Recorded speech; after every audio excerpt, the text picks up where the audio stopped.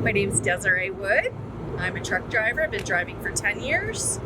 I started an organization called Real Women in Trucking to address some of the issues that were being ignored elsewhere, help women feel a little bit more empowered, that they didn't have to fit a certain image. It was okay to be yourself, talk about controversial issues, and hopefully raise the standard in trucking, primarily truck driver training, where I was seeing a lot of women falling through the cracks. Worked for a major training fleet, had a lot of problems, typical problems that I hear a lot of other new drivers have.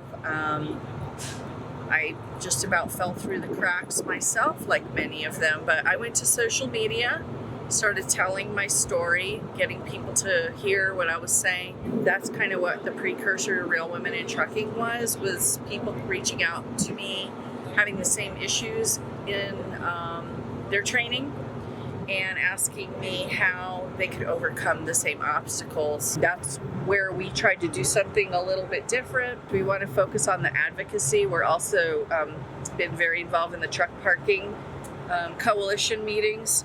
So that's really why I started this. We do have some events, an annual cruise, Queen of the Road Awards, another award I give out called Trucking Industry Trailblazer. I see a surge of targeted recruitment at women with no path to success.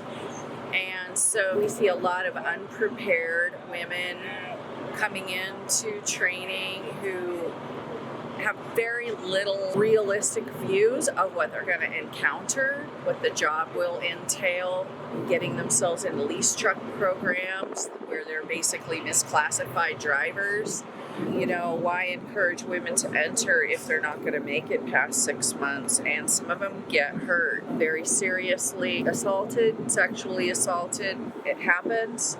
We try our best to provide a frequently asked questions section on our blog to give people accurate information. I strongly encourage anybody who's a woman thinking about coming into this to read the frequently asked questions before they choose a CDL school, a training fleet, and hopefully they would have an easier time getting through their first 6 months, which is very tough. My best advice is look for a community college program. They're usually longer, more thorough, and they're cheaper. Get your CDL, get as much preliminary training as possible, because then you have a lot more training fleets that would hire you, some that are pretty good.